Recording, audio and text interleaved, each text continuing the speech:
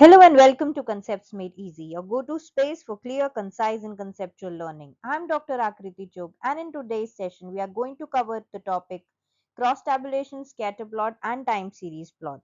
So let's get started and make your learning simple and meaningful. So cross tabulation को present करने के लिए contingency table बनती है, राइट? सो पहले समझते हैं कि क्रॉस tabulation है क्या।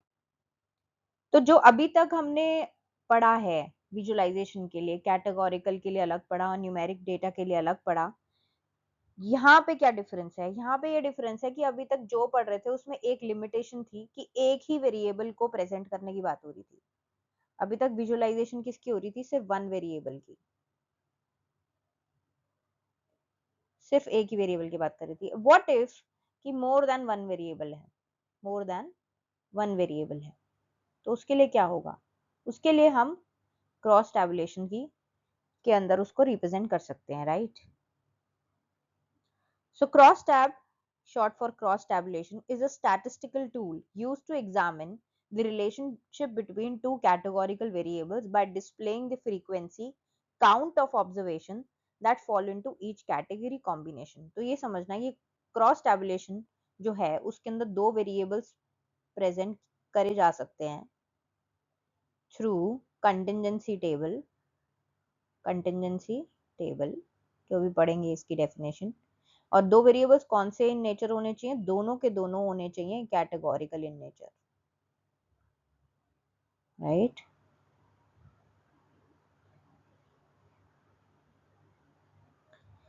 सो कंटिंजेंसी टेबल क्या है?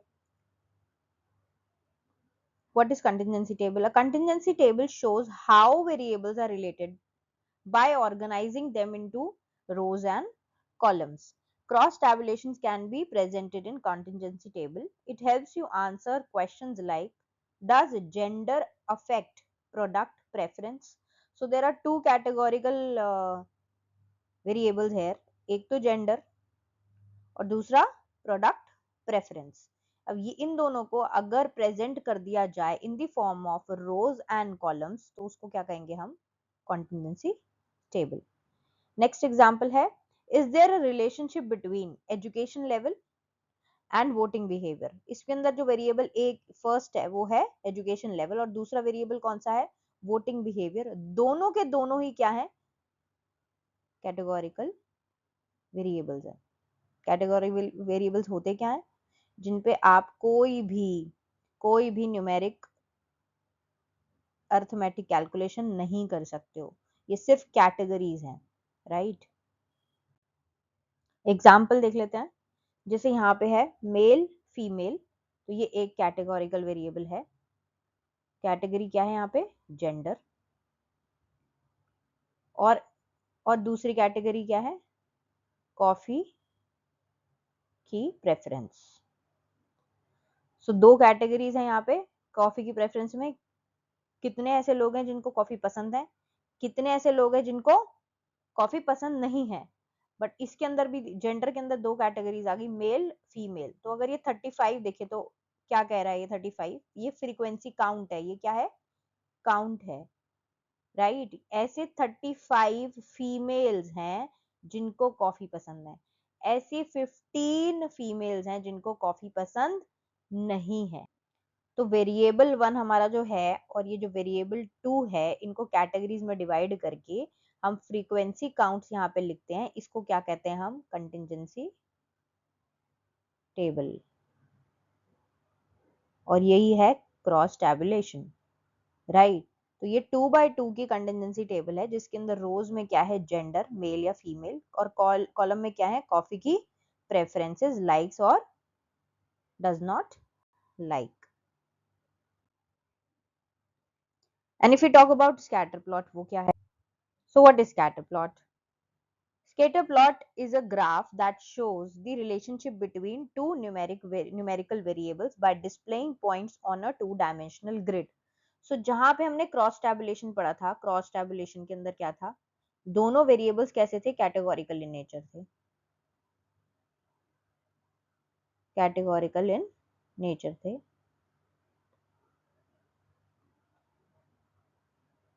वहीं पे स्कैटर प्लॉट में जो दोनों वेरिएबल्स हम प्लॉट करेंगे, it's a graph. First of all दोनों वेरिएबल्स कौन से होंगे, न्यूमेरिकल इन नेचर होंगे, राइट। और दूसरी बात, यहाँ पे 2 डायमेंशनल एक ग्राफ बनेगा एक्स और वाई, जैसे बनाते आ रहे हैं हम ग्राफ। पर्पस क्या है इसका, इसके अंदर दोनों वेरिएबल्स के बीच में क्या पैटर्न है, क्या ट्रेंड है दोनों वेरिएबल्स के बीच में, और क्या कोरिलेशन है, पॉजिटिव है या नेगेटिव रिलेशनशिप है, ये और आउटलायर्स ढूंढने में भी काम आता है जब स्कैटर प्लॉट को प्लॉट करा जाता है। फीचर्स क्या है, यहाँ पे एक्स एक्सिस में भी एक न्यूमेरिकल वेरिएबल होगा, वाई एक्सिस में भी दूसरा एक न्यूमेरिकल वेरिएबल होगा, और हर एक पॉइंट में एक ऑब्जर्वेशन होगी। जैसे एक स्टूडेंट के, ये एक्स है और वाई है हमारे पास एक्सिस, यहाँ पे स्टडी के आवर्स ले रहे हैं और यहाँ पे स्कोर्स ले रहे हैं। तो जो भी पॉइंट आप प्लॉट करोगे, ये जो प्लॉट किया हुआ है ये एक स्टूडेंट के बारे में होगा। ये one observation is about one student, कि ये बच्चा अगर इतने घंटे पढ़ता है तो उसकी स्कोरिंग आती, स्कोर जो आता है वो इतना आता है। तो each point represents one observation यानी वन स्टूडेंट।